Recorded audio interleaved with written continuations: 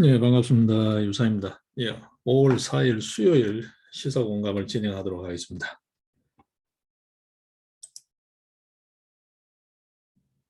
예, 검수완박법, 후폭풍이 만만치 않습니다. 갈수록 이 후폭풍은 증폭될 것으로 보여지고 있습니다. 예, 이런 만행을 저지르고도 소위 말해서 검수완박 5인방, 문재인, 박병석, 윤호중, 민형배, 박홍근, 이 검수완박 5인방,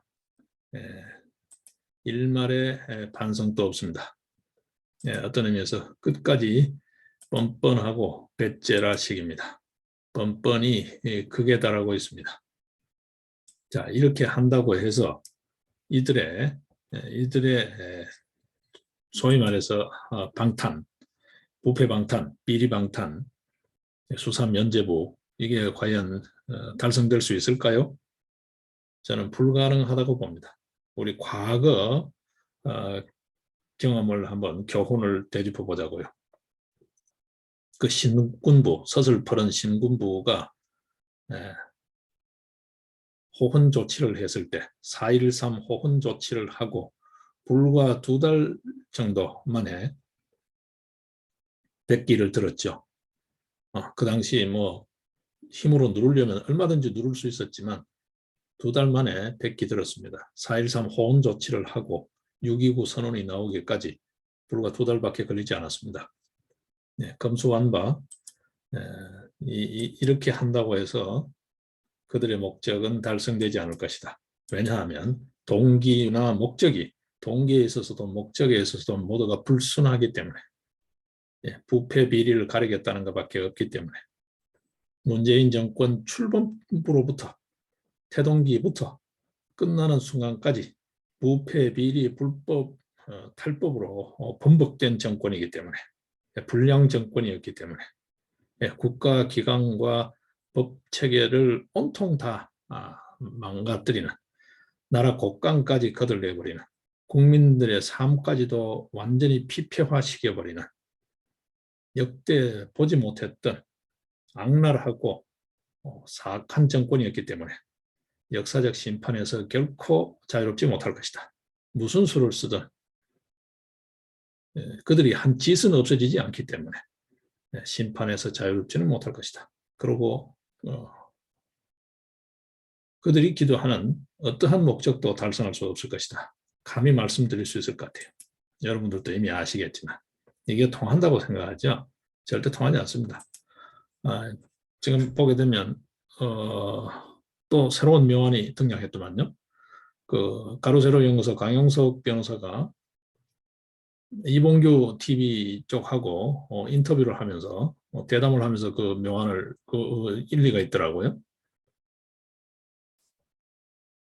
소위 행정처분, 국무회의 의결이라는 것, 법률안 공포라는 것도 행정기관의 행정처분에 준하기 때문에 취소하면 되지 않느냐라는 거죠. 그렇죠? 이 공포하고 나서 15일 뒤부터 이 효력이 발생되잖아요. 법률안이라는 게. 근데 윤석열 정부가 5월 10일 되면 5월 10일 자정부터는 이제 윤석열 정부의 관할 하에 들어간단 말이에요.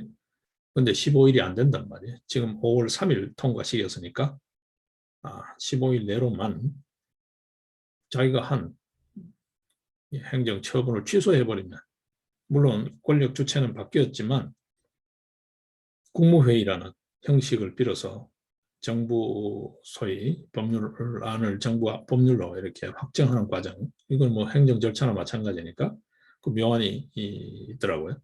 그것도 좋은 방법이에요. 어차피 정권이 다르고 인수위 자체가 이 검수완박, 검경 수사권 조정 전면 재검토하겠다라는 입장이기 때문에 그게 가장 간명한 방법 같아요.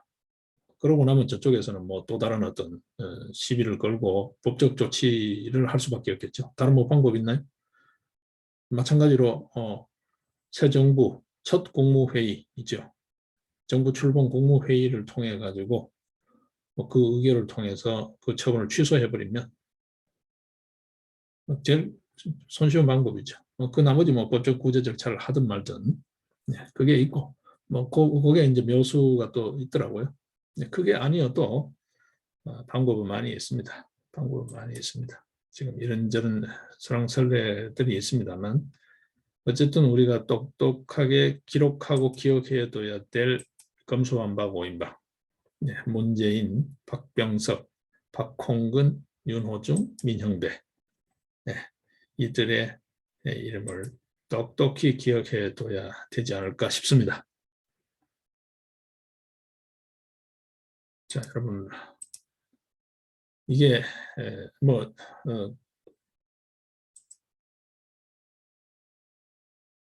소위 말해서 우리 70년 대한민국이라는 광복 이후에 새로운 나라가 들어선 지 70년이 된 형사사법 체계를 토론 한 번 없이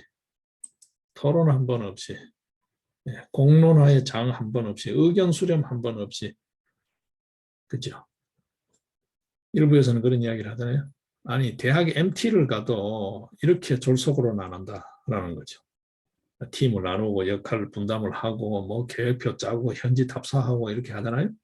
적어도 뭐 한 2, 3주 한 달 전부터 계획 짜고 하잖아요. 그렇게 안 한다는 거지. 18일 만입니다. 여러분 아시다시피. 네. 불과 18일 만에 토론 한 번 없이 후다닥 해치웠습니다. 얼마나 마지막 후다닥입니까? 어제 같은 경우 형사소송법 개정안 통과시키고 국무회의 통과시키는 거 한번 보십시오, 여러분. 예? 그것도 국회는 원래 정상적으로 하면 오후 2시 개원하고 국무회의는 오전 10시에 하는 걸 서로 뒤바꿔가지고 예? 이 삼척 동작도 웃을 일을 지금 하고 있어요. 예? 김여정의 말로 하게 되면 삶은 소대가리가 웃을 짓을 하고 있어요. ang천대소할 짓을 하고 있어요.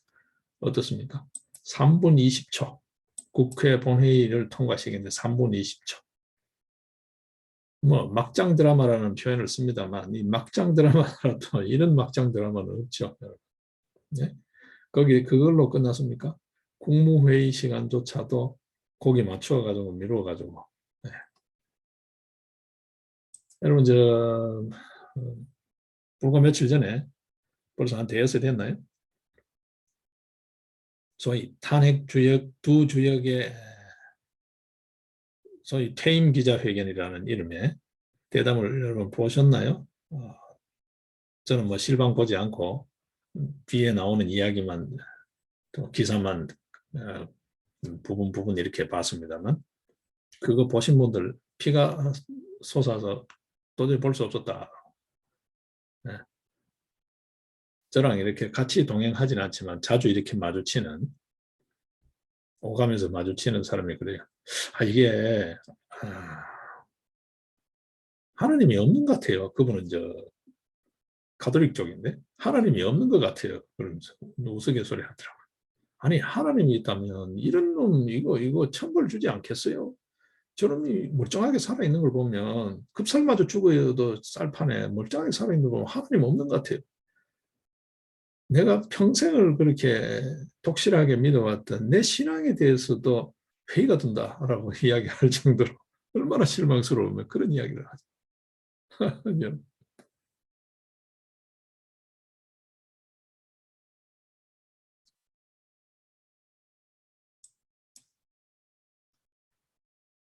무사할 수 있을까요? 여러분들이 보시기에는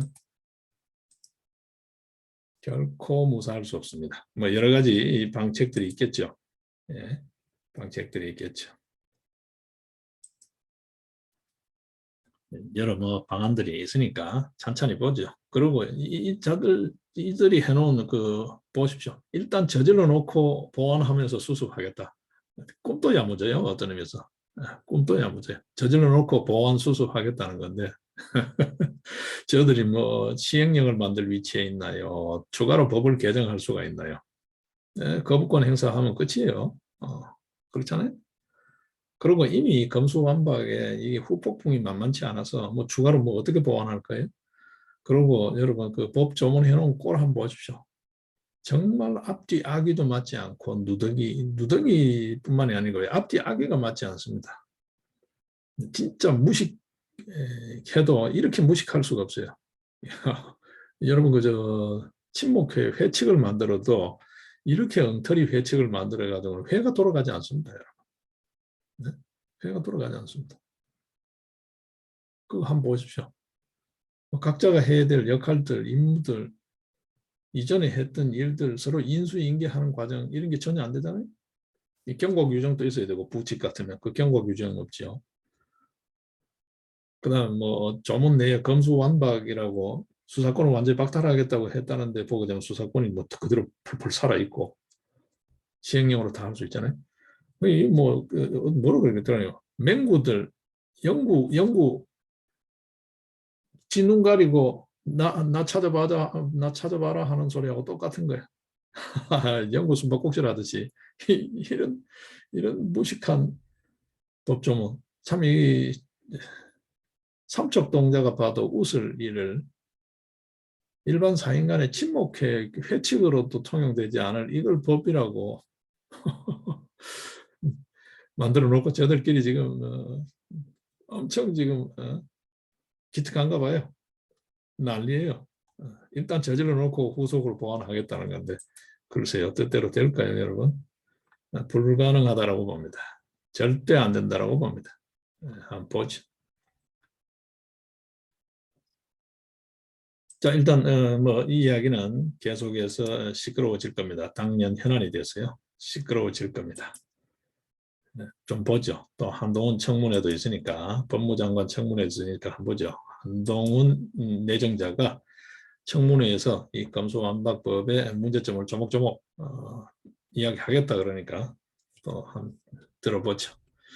예, 여러 묘안들이 속출하고 있으니까 방법을 한번 보겠습니다. 일단 우리 일반 국민들, 시민들 입장에서는 다가올 6일 지방선거, 부정선거 감시, 만약에 국민투표가 붙여지더라도 이들이 나름대로 믿고 있는 것은 뭐 절대 어렵겠죠. 지금 현재 여론으로 봤을 때는 뭐 절대 불가능한데 뭐 어지간히 부정해서는 되지도 않을 거니까. 그 국민투표에 붙여진다면 선거 부정을 감시하는 문제, 이게 또 쉽지 않아요. 예. 사전투표를 확충하고 뭐 어떤 이런 여러 또 새로운 후속 조치들이 또 들어가는 바람에 감시 활동하는 영역이 대상이 훨씬 많아져 가지고요. 더 많은 인력이 투입될 입장입니다. 관심 있는 분들은 지금 여러 군데로 자꾸 이렇게 조각조각 분산해서 하면 안 됩니다. 누군가가 하면 같이 힘을 모아가지고 거기에서 이렇게 위력적으로 힘이 발휘될 수 있게 해야지 더 분산되는 것 바람직하지 않아요. 자꾸 이렇게 어떤 이슈가 생기면 자기 세력화를 하기 위해서 자꾸 분열을 하고 이렇게 하는데요. 좋지 않습니다.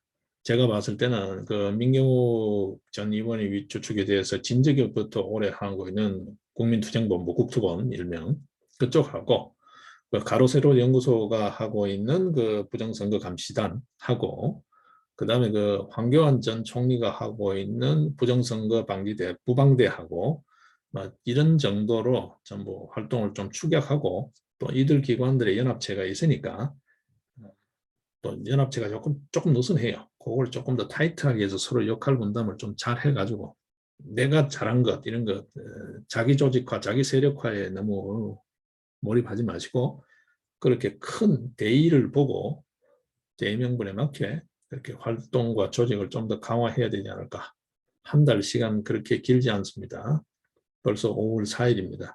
6월 1일 선거니까 그 전에 리허설까지 다 끝나고 실전 투입이 될 수 있어야 되니까 부정선거 감시, 언론 감시까지 포함해서요. 방송들의 편파 방송 이런 것까지도 다 감시할 수 있게끔 그렇게 좀 정돈이 되어야 되지 않을까 싶습니다. 그게 더 급선무다. 나머지는 지금 뭐 정치권, 기타 유관 기관들, 뭐 대검까지 나서고 있으니까요. 윤석열 정부가 또 새로운 정부가 들어서니까요. 일단 한동훈 법무장관 내정자를 주축으로 한 대검, 그다음 뭐 변협 등등 학계 이런 쪽의 활동으로 지금 검수완박 관련은 조금 두고 그러고 이제 같이 힘을 실어주는 그런 형태로 하면서 보다 집중해야 될 거는 우리 시민들, 국민들 입장에서는 부정선거 감시 활동, 그 다음에 언론 감시 활동 이쪽에 좀 더 집중해야 되지 않을까라는 생각을 합니다. 자, 일단 그쯤 해두고요. 이 문제는 언론이 나서줘야 되는 문제가 있습니다. 근데 언론이 전부 다 썩었습니다. 어떤 의미에서. 예, 언론이 썩었습니다. 지금 한번 보십시오. 감사원이 백현동 이거 수사가 필요하다고 이첩을 하니까 어떻게 해버리죠? 박은재한테 던져주잖아요. 이 수사가 됩니까? 수사 안 되죠. 예, 검찰 내에 이 불량 세력들도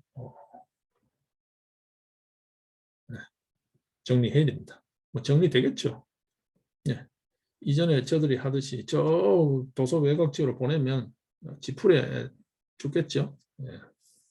예, 그 자격도 없는 애들이잖아요. 그 실력 미달, 수준 미달 애들이 지금 감투 쓰고 있는 애들이 들어있잖아요. 누구누구라고 언급하기 전에. 그들 아시죠? 문제된 애들도 있고 정리해야죠. 뭐 어떤 형태든 정리되겠죠. 뭐 방법이 있겠죠. 자, 그렇다고 뭐 이전 정권이 하듯이 블랙리스트처럼 그런 엉성한 짓으로 그런 탈법적인 짓으로 그렇게 할 필요 없이 능력주의에 따라서 인사를 하면 못 버팁니다. 그 지풀에 못 버틸걸요.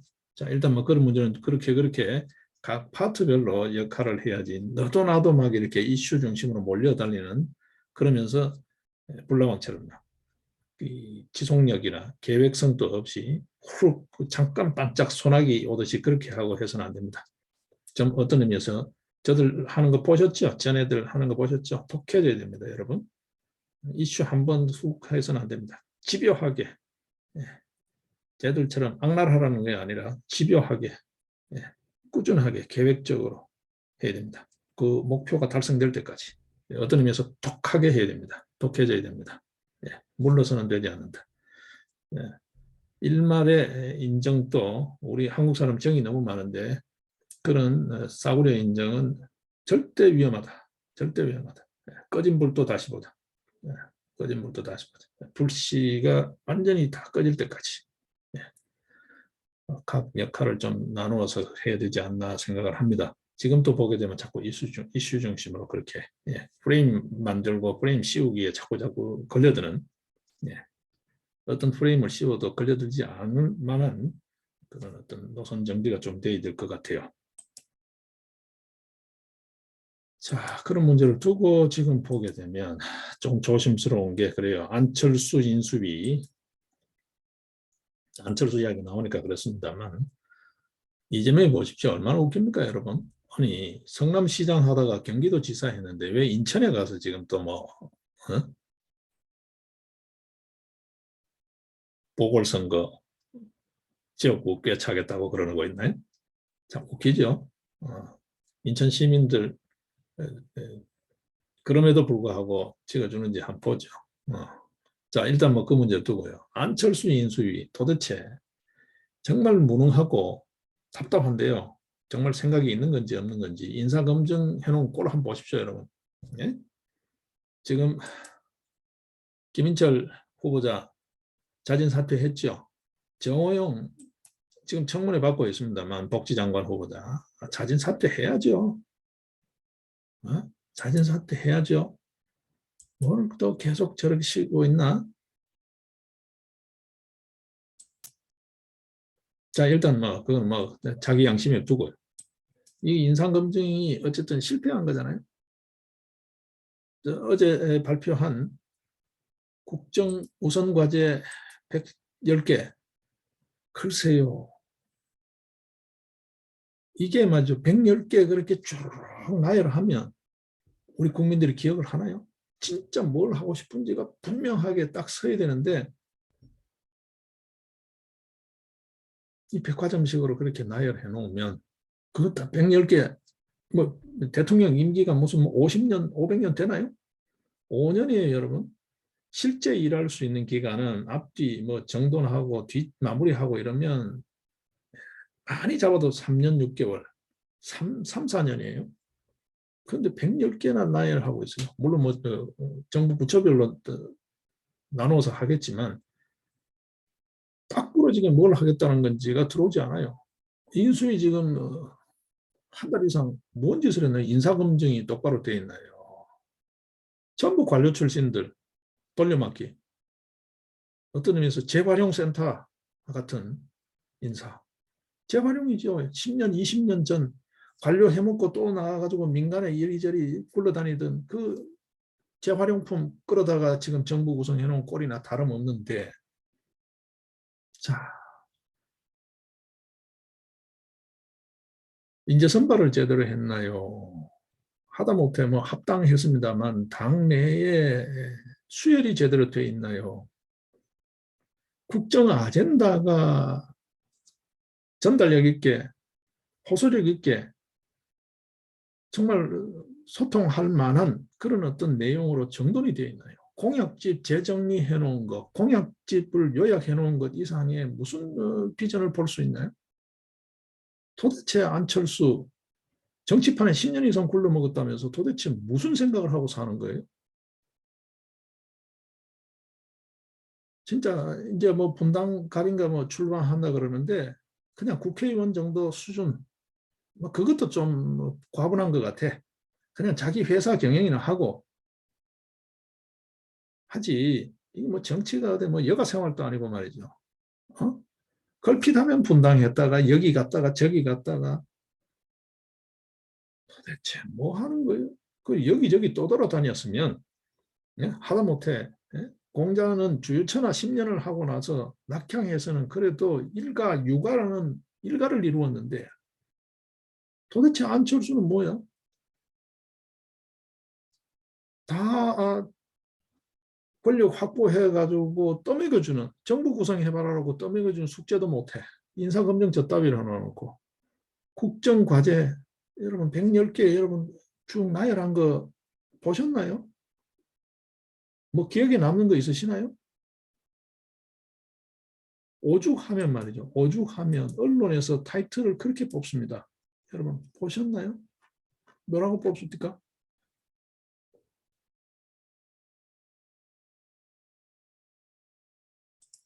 탈원전 정책 폐기하고 여가부 폐지는 제외했다.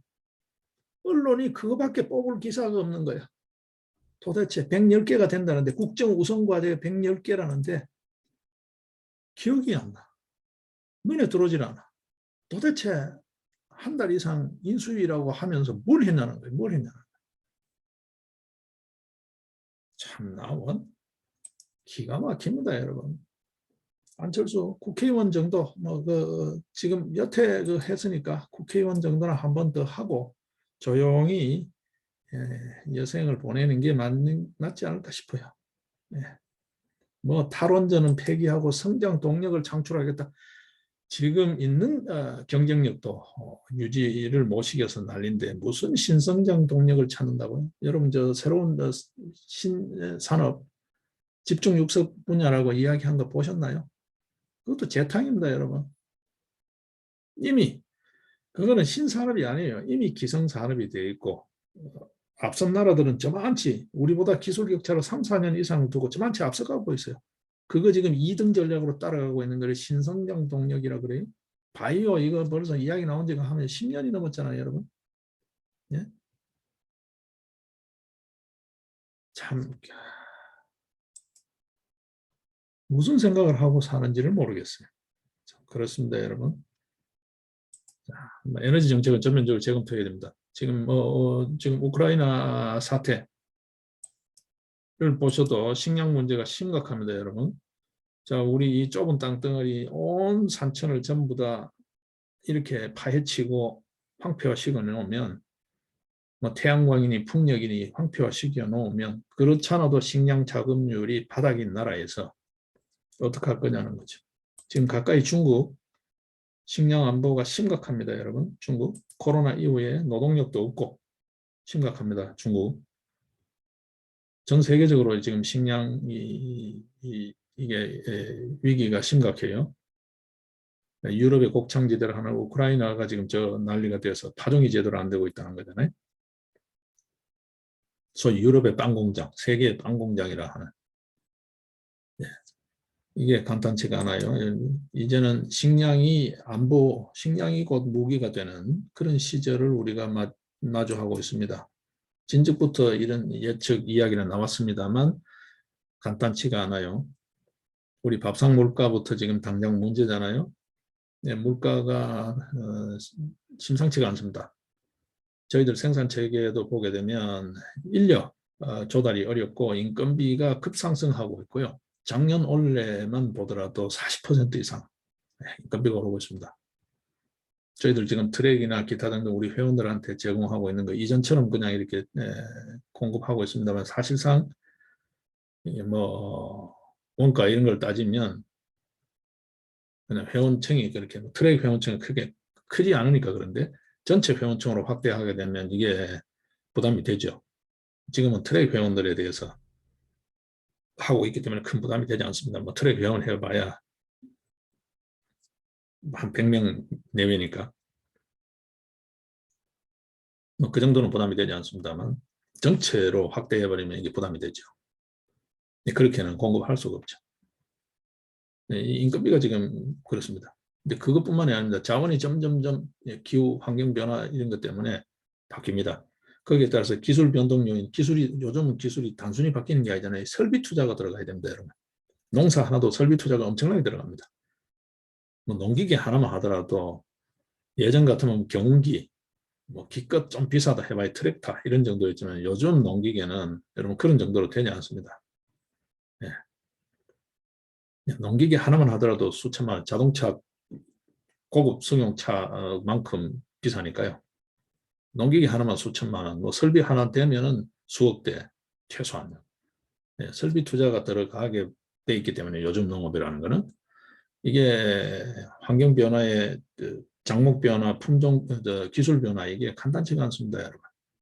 농업 기술이라는 건 특히나 하나의 신기술이 정착되기 위해서는 시간도 오래 걸리고 투자가 많이 들고요. 또 그렇게 했다고 해서 이게 반드시 결과적으로 성공한다는 보장이 없고 우연적 요소 이런 요소들이 너무 많기 때문에 자 식량이 지금 문제입니다. 자 이런 기본적인 마인드라고 그래야 되나요? 이게 충분히 반영되어 있나요? 국정 우선과제 110개 한번 보십시오.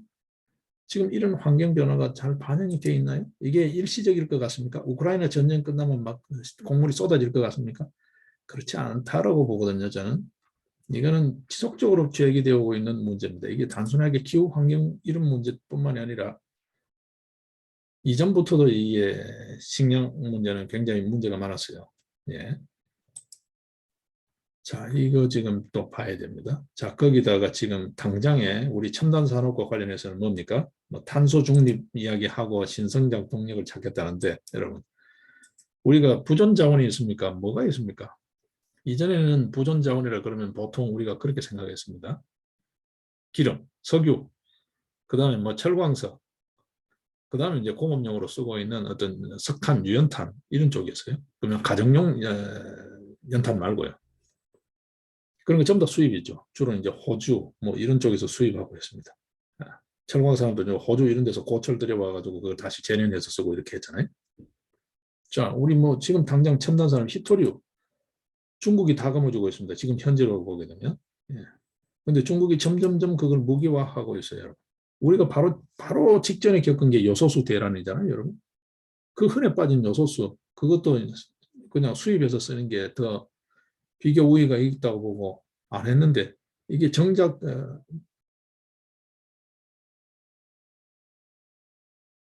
다급한 상황이 되니까 이게 엄청난 무기가 되어버렸죠. 요소수 대란 우리 바로 겪었습니다. 그죠? 히토리오 있습니다, 여러분. 히토리오 있습니다. 예. 자, 그거 보입니까? 심지어는 코발트 이런 것까지요. 콩고, 아프리카 계속해서 저들끼리 내전을 치르고 있는 콩고 민주공화국, 콩고에서 들여오는 코발트 또한 이거 지금 무기화하고 있다는 거죠. 수출 안 하겠다는 거죠. 자, 당장 이제 코발트 문제가 됩니다. 그렇죠? 그것뿐만입니까? 인도네시아 니켈, 예. 그 다음에 보크사이트, 그 다음에 구리 이렇게까지 인도네시아가 지금 수출 금수하겠다는 거죠. 그것뿐만이 아니죠. 멕시코 등등등 자, 우리 지금 이런 상황 제대로 이거 수습이 될까요? 탄소 중립하고 관련되기도 하고요. 현재적으로 첨단 산업과 관련되고 있는 그 지하 자원들, 광물 자원들이죠.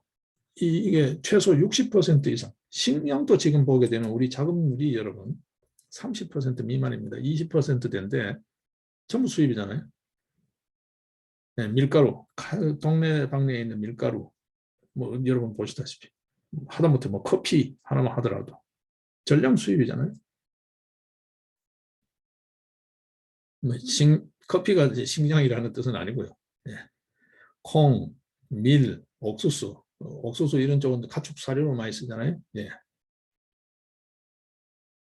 쌀도 여러분 제과용, 그다음에 그 산업용으로 쓰고 있는 쌀 대부분 다 수입입니다, 여러분. 거기다 육류 등등등 하게 되면 이게 식량 자급률이 이게 지금 뭐 형편없잖아요, 여러분. 지금 뭐 채소류 하더라도 밥상에 당장 오르는 그런 어떤 주부식 재료들만 하더라도 거의 대부분 수입이잖아요, 여러분. 지금 국산, 국내산, 수입산 표기 방식 때문에 여러분들 헷갈리시는데 수입돼서 6개월 국내 창고에 있다 나오면 그게 국내산이 되잖아요. 그게 다 수입산이라는 어떤 의미에서 네, 그런 것도 있습니다. 제가 지금 핵심 광물 이야기하다가 옆으로 갔는데요. 이게 6, 70%가 전부 다가 수입에 의존하고 있어요. 그러면 탄소 중립 공연 볼 때는 거고요. 첨단 산업 다 손 놓고 있는 거예요. 지금 코로나 전국이 오래되니까 반도체 수급이 안 돼서 여러분 지금 자동차 산업들 각국의 자동차 산업들 난리잖아요. 미국 쪽도 난리, 유럽도 난리잖아요. 그래서 자체적으로 다 반도체 공장을 장기적으로 보고 만들고 투자를 하겠다고 지금 나설 정도로 난리잖아요. 중국 등등. 지금 저들 뭐 당장 조그마한 그 물건 거기도 보게 되면 부품 큰 회사들이 자기 부품이 없으니까 그걸 다 입도 선매를 해버리니까 그 부품 조달이 안 돼가지고 예, 생산 차질을 빚을 정도로 이게 일파만파로 이게 파급이 간단 말이에요. 예. 자, 이런 대비가 지금 제대로 돼 있나요? 이거 자원 외교 그러면서 그걸 뭐 무슨 엄청나게 비리가 있는 것처럼 했습니다. 그게 선견지명이 있는 거였죠, 여러분.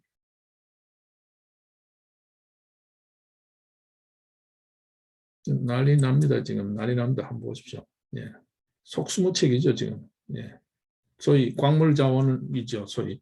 예. 첨단 산업 또 탄소 중립과 직결되어 있는 이 주요 핵심 광물 자원들을 무기화하는 금수 조치해버리면 그만이죠. 한번 보십시오. 인도네시아, 콩고, 여러분, 여러분들 우리 국민들은 기본적으로 좀 한 수 아래로 보는 지역이잖아요. 콩고, 인도네시아, 멕시코, 칠레, 여러분.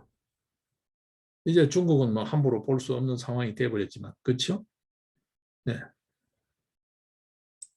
그다음 뭐 뉴칼레도니아라고 듣도 보도 못한 저 희미한 나라까지요. 예. 이런 데에서 지금 핵심 과목들 전부 다 지금 그렇잖아요.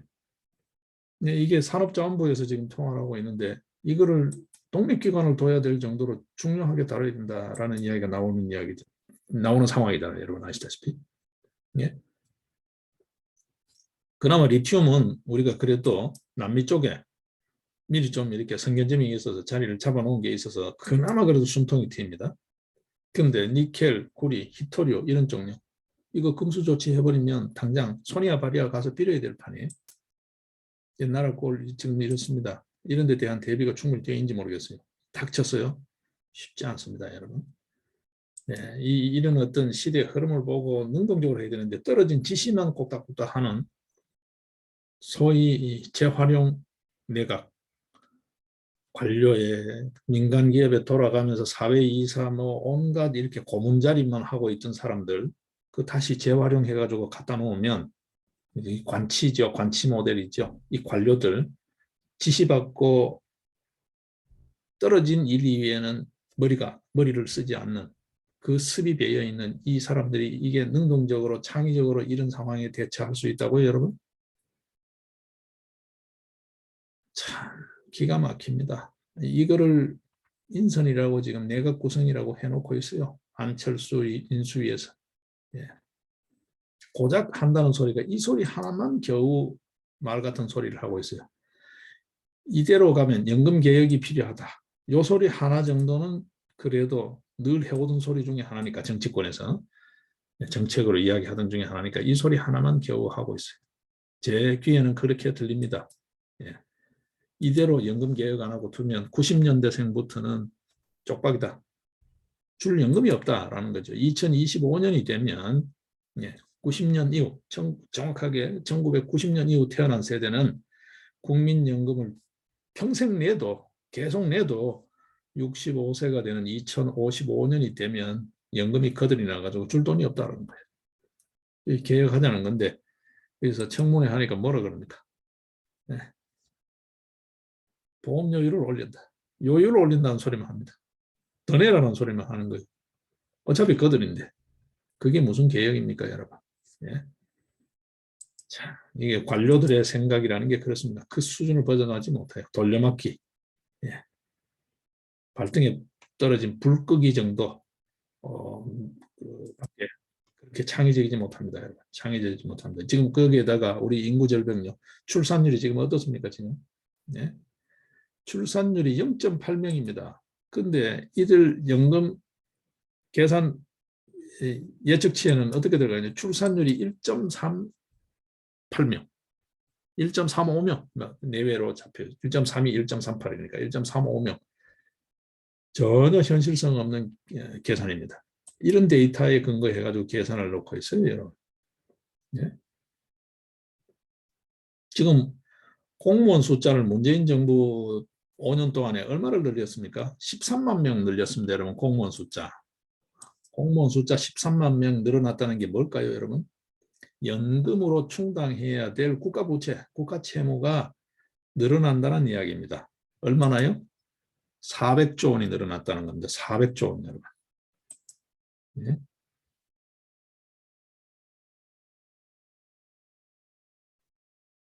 지금 공무원 연금, 군인 연금 이거 전부 다 적자잖아요, 여러분. 네? 작년만 하더라도 공무원 연금 3조 2,400억, 군인 연금 1조 6,100억 원 메꿔놓고 있어요, 여러분. 근데 공무원 숫자를 또 13만 명 늘려가지고 연금으로 메꿔놓아줘야 될 게 400조가 늘어났어요. 이 짓을 문재인 이 정부 5년 동안에 해놓은 겁니다, 여러분. 지금 총 연금, 소위 공무원, 군인 연금 이쪽에 충당해야 될 국가 채무가 얼마냐? 1,138조입니다. 이 짓을 해놓고 있습니다. 그런데 한다는 소리가 그냥 개혁해야 된다, 이대로 두면 안 된다 정도예요. 뭐 마땅한 대책이 없어요. 청문회 할 때 무슨 소리 하는가 들어보니까 한다는 소리가 요율 올리겠다는 거예요. 보험 요율 올린다. 그걸 대책이라고 하고 있어요, 여러분. 기가 막힙니다, 여러분. 네. 자, 또 이게 우리 봐야 되는데요. 이런 어떤 자, 일단 당장 밥 먹고 살 문제, 식량 자체가 이제 무기가 되는 시절이 되어버렸다는 거고, 그 다음 또 하나가 지금 하는 이야기가 우리 산업이 돌아갈 수 있는 그런 어떤 필수 소재 분야의 자원 자체가 또 무기가 되고 있다는 거. 자, 그런데 돈이 있으면 뭐 웃돈을 주고라도 사올 수가 있고 미리미리 이 시장 수요를 예측해가지고 입도선매라도 해올 수 있는데 나라 곳간이 텅텅 비고 없어요, 여러분. 앞서 공무원 숫자 늘리고 연금 개혁 안 하면 나중에 노후 보장책이 안 된다. 지금 1990년도 이후 출생 아들은 계속 연금만 때려붙이 나중에 받을 돈이 없다는 거잖아요. 거들이 나고 없다는 건데 자, 그것뿐만이 아닙니다, 여러분. 당장에도 돈이 없어요. 재정 적자 지금 엉망이죠. 완전 텅텅 비었죠. 거들났죠. 그죠? 근데 뭐 우리가 지금 뭘로 해서 돈을 벌까요? 제일 바로 눈에 들어오는 게 무역 수지. 더 넣으면 이제 뭐 관광 이런 것까지 포함해서 경상 수지가 흑자가 되어줘야 되는데 돈이 남아야 되는데 뭐 세금만 계속 주머니만 훑쳐서 될까요? 지금 이제는 세금 더 어떻게 할 수가 없어요. 누더기 세금, 세제도 누더기가 되어 있잖아요. 이전에는 돈 많은 놈 중심으로 세금을 냈는데 이제는 중산층 주머니를 다 터는 구조로 문재인 정부 5년 동안에 바꿔놨기 때문에 재산 보유 관련 양도소득세, 종부세 등등 관련만 하더라도 예전에는 100명 중에 4명 정도 좀 돈 있는 놈들만 세금을 냈는데 이제는 4명 중에 1명, 중산층 거의 대부분의 국민 다가 세금을 낸다 해도 과언이 아닌데 여러분 보시면 됩니다. 4명 중에 1명이라는 게 어느 정도냐 하면 여러분 그저 부가세나 이런 거 보시면 예, 우리 뭐 취업하게 되면 원천징수 이런 거 하지만 기본적으로요. 그것도 뭐 뭐라고 해야 되나요? 이 과표 기준 미만자들은 또 제외가 되잖아요. 그래서 실제 해당되는 사람은 그렇게 많지 않단 말이에요. 요율도 낮고 부가세만 하더라도 그렇습니다. 여러분. 농업 이런 데는 부가세 면세잖아요. 네. 실제 세금 내는 사람으로 하게 되면 이게 4명 중에 1명이 재산 보유세를 낸다라는 거는 뭐 거의 웬만한 사람 다 낸다고 보면 돼요. 그럴 정도로 바뀐 거예요. 예전에는 100명 중에 4명이었는데 지금 4 중에 1명이 다 재산 보유세를 내는 상황이 되어 있거든요. 세금을 더 거둘 수가 없어요. 자, 지금 그렇습니다. 근데 무역도 적자가 여사가 아닙니다, 여러분. 예? 4월달 수출액이 말이죠. 4월달 수출액이 수출은 조금 늘었는데 수입이 더 많이 증가해가지고 이 무역 수지가 적자예요, 여러분. 예. 2월 한 달만 무슨 짓을 했는지 모르겠어요. 이건 통계를 워낙 조작하니까 수치를. 2월 한 달만 반짝 흑자였다가 적자예요. 원래 적자가 얼마일까요? 원래 전체는 저도 모릅니다만 3월, 4월, 2월 반짝 흑자고 3월, 4월 적자가 26억 6천만 달러입니다. 예. 예, 경상수지까지도 지금 적자입니다. 그럼 무역 적자, 경상수지 적자. 뭐 포괄적으로 그냥 무역 적자라고 하겠습니다. 이게 이제 만성화되어 버렸다는 거죠. 만성화되어 버렸다. 재정 적자 됐죠. 쌍끌이죠. 재정 적자에다가 무역 적자. 당장에 벌어들여서 남는 돈도 없어. 저축해 놓은 돈도 없어. 식량도 무기화돼. 자, 필요한 소재 원료들도 다 무기화돼. 이거 뭐 어떻게 할 거냐는 거죠. 어떻게 할 거냐는 거죠. 거기다가 더 돈을 조달할 수도 없어요. 십시일반으로 조달하는 게 거기 조세잖아요. 세제를 엉망진창으로 누더기를 만들어 놔가지고 돈 나올 만한 데는 다 긁어내고 털어서 긁어냈기 때문에 어떻게 더 나올 구형이 없어요. 자, 나라 살림이 지금 이렇게 되어 있습니다. 인수위가 이런 거를 좀 제대로 검토했는지 모르겠어요. 제가 봤을 때는 거의 기대를 못 하겠어요. 안철수 인수위 기대를 못 하겠어요. 지난 한 달여 동안 뭐 했는지를 모르겠어요. 그리고 강요라고 뽑아놓은 사람들이 전부 재활용품들이에요. 관료들이라고. 어떤 창의적인 생각이 있는지 어떤 대책이 있는 사람들인지를 잘 모르겠어요. 일신의 안위와 입신 출세, 입신양명 이상의 어떤 비전과 포부가 있는지를 모르겠어요. 저 개인적으로는 솔직히 모르겠어요.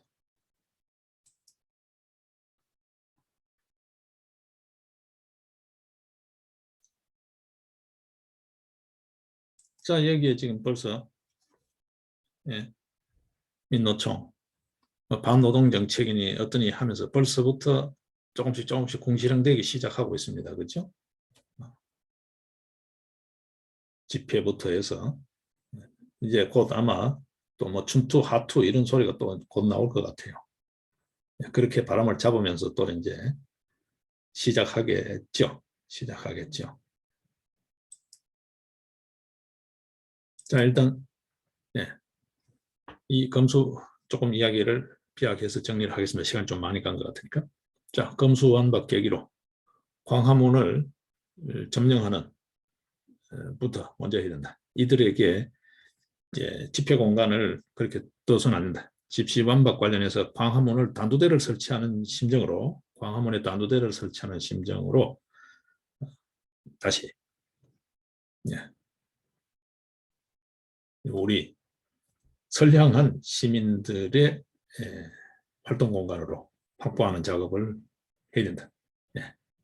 이들이 또 집회 신고 등등 해가지고 이렇게 알박기 하는, 예, 세월호 천막처럼 그렇게 알박기 해가지고 계속해서 살을 붙여나가는 그런 근거지로 활용될 수 있는 여지를 둬서는 안 된다. 예, 해야 될 일이 굉장히 많습니다, 여러분. 그 전부 다 이슈에 따라서 몰려다녀서는 되지 않고 각자 자기 역할을 정확하게 분담해가지고 이 불량 세력들이 더 이상 준동할 수 없게끔 이미 저지르 놓은 과오들에 대해서 끝까지 책임을 묻는 그런 어떤 집요하고 치밀한, 그러면서도 적극적인 그런 어떤 노력들, 활동들이 필요한 시점이 아닌가 싶습니다. 예, 내일부터 이제 연휴가 시작되는데 연휴 잘 보내시고 또 이제 부처님 오신 날까지 있습니다. 아, 겸해서 여러분들의 본래 진면목을 더욱 헌칠하게 일신하는 그런 시간들로 갖고 가시길 바라겠습니다. 예, 고맙습니다.